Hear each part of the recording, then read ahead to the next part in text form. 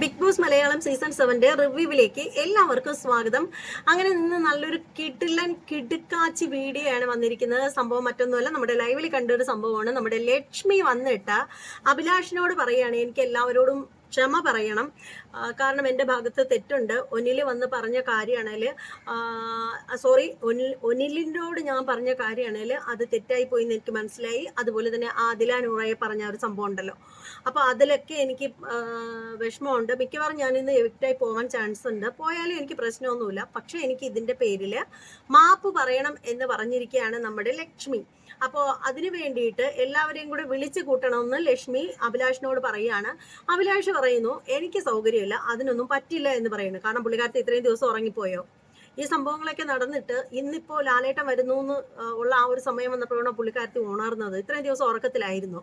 അപ്പോൾ എന്തായാലും പുള്ളിക്കാരത്തിക്ക് അത് അഭിലാഷായിട്ട് ആരെയും വിളിച്ചു കൂട്ടൂല എന്ന് മനസ്സിലായി. അങ്ങനെ പുള്ളിക്കാരത്തി ഓരോരുത്തരുടെ അടുത്തായിട്ട് ചെന്നിട്ട് പുള്ളിക്കാരത്തിയുടെ റിസ്കിൽ എല്ലാവരുടെ അടുത്ത് മാപ്പ് പറയാനായിട്ട് പുള്ളിക്കാരത്തി തീരുമാനിച്ചു വെച്ചിരിക്കുകയാണ്. പുള്ളിക്കാരത്തിക്ക് മനസ്സിലായി, പുള്ളിക്കാരത്തി പുറത്തൊക്കെ നെഗറ്റീവ് അടിച്ച് കാണുമെന്ന് മനസ്സിലായി. അപ്പോൾ അത് മാത്രമല്ല, മസ്താനിക്ക് വേണ്ടിയിട്ട് അത്രയും കാര്യങ്ങൾ അവിടെ ഉണ്ടാക്കിയിട്ട്, ശരിക്കും പറയുകയാണെങ്കിൽ മസ്താനിക്ക് വേണ്ടിയിട്ടാണോ ലക്ഷ്മി സംസാരിച്ചതെന്ന് ചോദിച്ചാൽ ഒരിക്കലും അല്ല. മസ്താനിക്ക് വേണ്ടിയിട്ടേ അല്ല ലക്ഷ്മി വുമൺ കാർഡ് ഇറക്കിയത്. പുള്ളിക്കാരത്തിയുടെ ഒരു ഗെയിമിന്റെ ഭാഗമായിട്ട് വുമൺ കാർഡ് ഇറക്കി. പുള്ളിക്കാരത്തിക്ക് സ്ക്രീൻ സ്പേസ് കിട്ടാനും അവിടെ നിന്ന് വലിയ ആളാവാൻ വേണ്ടിയിട്ട് പുള്ളിക്കാരത്തി കാണിച്ചൊരു കളിയാണ്, ഒരു നാറിയ ഗെയിം. പക്ഷെ കൈവിട്ട് പോയി.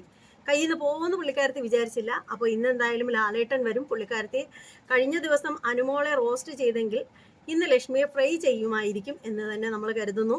അപ്പോൾ എന്തായാലും നമുക്ക് ഇനിയും കാണാം. ഒരുപാട് വിശേഷങ്ങൾ പറയാനുണ്ട്, ലൈവിലുള്ള കാര്യങ്ങൾ.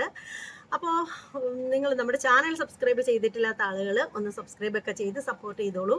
അതുപോലെ തന്നെ വീഡിയോയെക്കുറിച്ചിട്ടുള്ള നിങ്ങളുടെ അഭിപ്രായങ്ങളൊക്കെ കമൻറ്റ് ചെയ്തോളൂ. ഇനി മറ്റൊരു ടോപ്പിക്കുമായി വീണ്ടും കാണാം. എല്ലാവർക്കും